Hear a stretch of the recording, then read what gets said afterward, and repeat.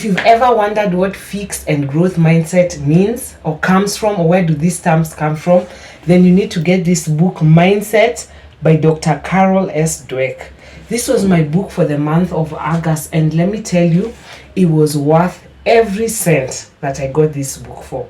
The reason why I say it was worth every cent, because for a long time I had heard people use the term fixed mindset and growth mindset, and I never understood what that means. You see forwards here, you see articles here, and you see the term fixed mindset and growth mindset. But finally I came to understand the difference between fixed and growth because of this book that is so amazing, and everyone should get it. She covers so many aspects, from sports writers, from sportsmen, from business people, parents, teachers, and just shows how when you have a fixed mindset is the mindset that tells you, you know what, I'm a failure. When you do a mistake, I'm a failure. This situation cannot be resolved. This is like the end for me. And this was the interpretation I got from this book.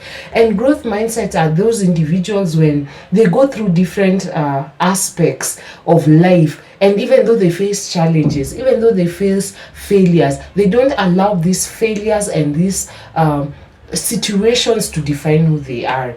And this comes actually more in play, the mindset issue, in the different areas, because sometimes you, like when she was covering the topic of sports, which I loved so dearly, was because she was saying so many people think that, you know, sports is it's a natural gift, it's endured, it's given to those people who are by the gods. Like, you are a sports person, you are not a sports person.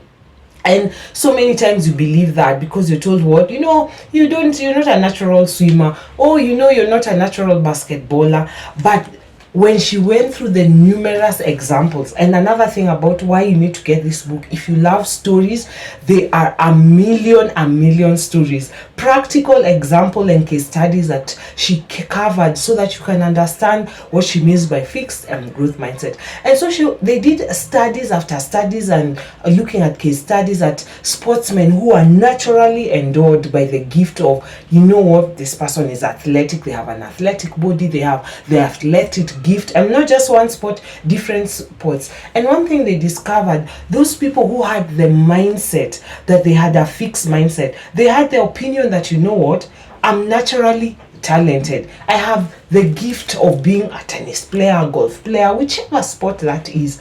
And for them, having this mindset of, you know what, I'm naturally talented, it ended up working against them, because they never felt that they needed to put in effort. And that's not all people who are naturally gifted didn't put in effort, but they notice when, if you had a tendency to have a fixed mindset rather than a growth mindset, and you're in the field of sport, you depended more on your natural abilities, rather than when they observed people who had growth mindset, where they were rejected, where they were told, you know what, you're not for this sports. And they gave great examples like Muhammad Ali, who was the greatest boxer, Michael Jordan, greatest basketball player.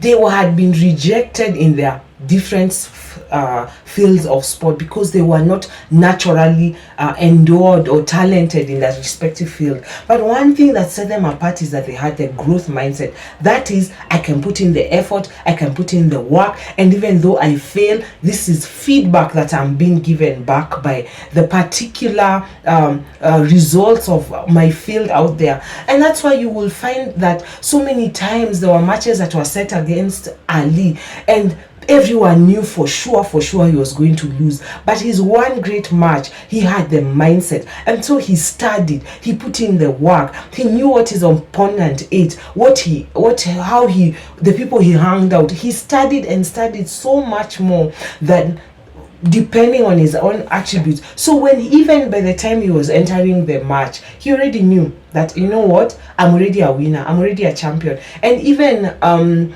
Michael Jordan, the team that he really wanted to play during his, I think, varsity, they call them that, he actually didn't end up being selected by that team, but he decided to put in the work, put in more work. Even when he became an actual superstar in the field of basketball, he continued with his strict training regimen. And this fixed mindset just doesn't stop at it doesn't just end up stopping at the place of sports. In business, they did still again the same research that those who had the fixed mindset and those who had a growth mindset, when they compared that, and so they discovered that leaders in great companies who had fixed and growth mindset, when they were put apart and they did the research, they discovered that the leaders who had fixed mindsets didn't actually end up leading companies that were great. If you've ever read the book Good to Great, which she quotes in this book, is that, for example, the case of the leaders in the Enron cases, that was Jeffrey's killing. He was arrogant. He knew that he could be able to sell anything, but in that process of not looking at feedback, failure as opportunities, innovation, constantly needing to invent, dependent on his natural charismatic leadership style to lead the organization, and through that was so arrogant that they actually believed that if they came up with an idea, that idea was going to be profitable in itself. And thus even their profit margins, when you read the Enron cases, is that they already declared their profit even before they actually implemented the idea.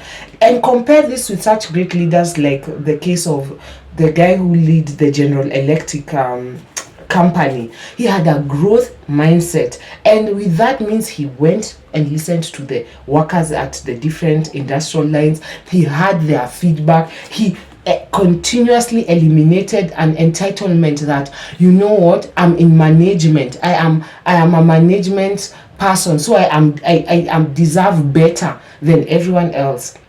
The mindset that they had was that we can fail, and when even a new invention comes, we need to innovate. We can't assume because we've been leaders who have been leading the pack for such a long time that we can continue with that arrogance of knowing that, oh, I'm General Electric, I will always be the same. And I think even in like our country, it's assuming like Safaricom will always be there. But when the leader who leads the organization, and that will apply for you, your own company. Are you applying the mindset of a growth or fix, where you know that if I need to listen to the feedback that the environment is giving me, I need to innovate, I need to not let failures define me, rather than when you face a failure you feel like this is the end of your business, rather than choosing to listen to the feedback that the market is giving you, that your customers are giving you. And therefore I would really recommend, if you're a business person, that you read this book. She went into even further analysis of people who were in relationships, people who went through such negative experiences. Like in the book, there's this one story she shared about this lady. She was getting married. She showed up for the day of her wedding. She had invited a big guest list of everyone, and as the day of the wedding came, she's ready to walk down the aisle.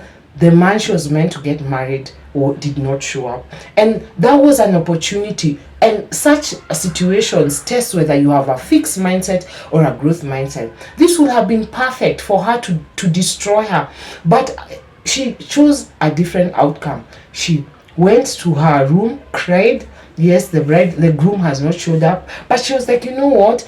We've already paid the caterers. We've already paid all the vendors. Why not just have a party instead?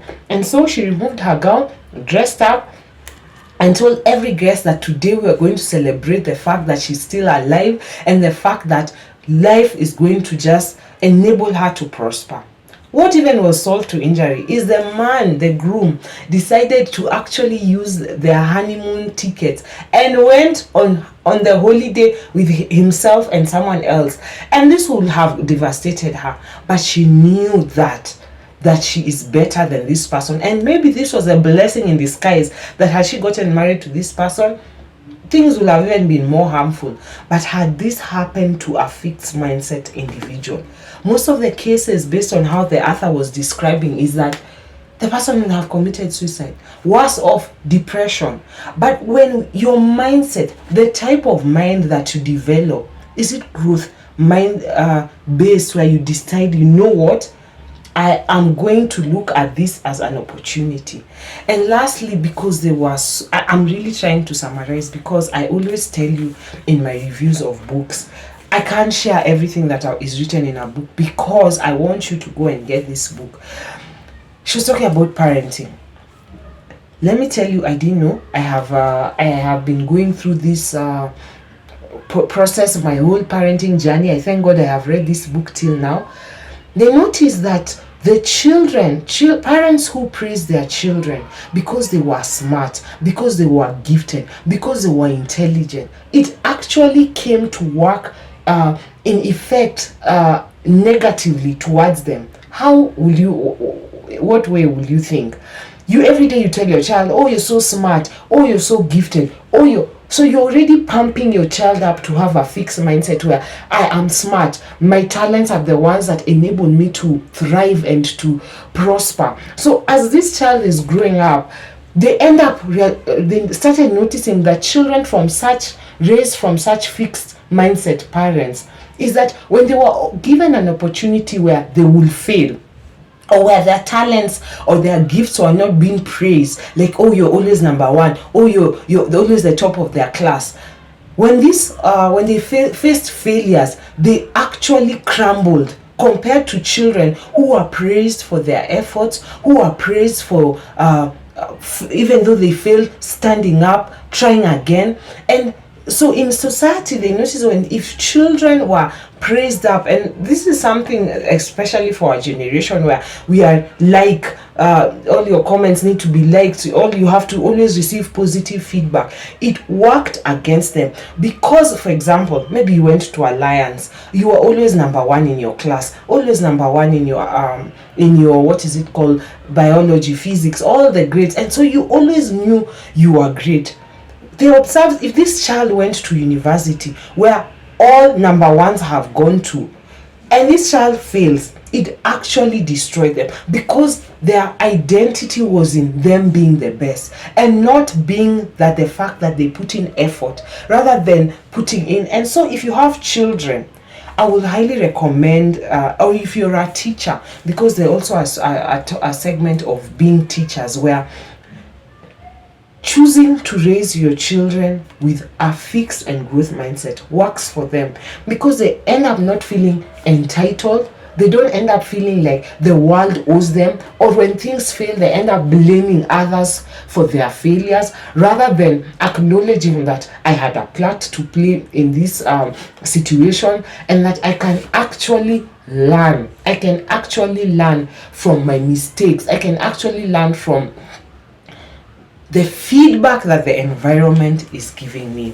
Let me tell you, this book, if you can, I don't know if you can see, I have highlighted every page. This is my most highlighted book, because every page, every segment had just such profound wisdom, because this is science-based. She's a researcher, and every situation was just not a story told out of the blue. They set up groups, they went back in time researching, they had data that backed up this book. So this book is a very evidence-based researched book, and that was one of the reasons why it has officially become the best book I have ever read. It has moved down, I'm not putting down the rest of the books, my 5 a.m. club, deep work, but honestly, once you understand mindset, and once you can be able to improve on your mindset to be growth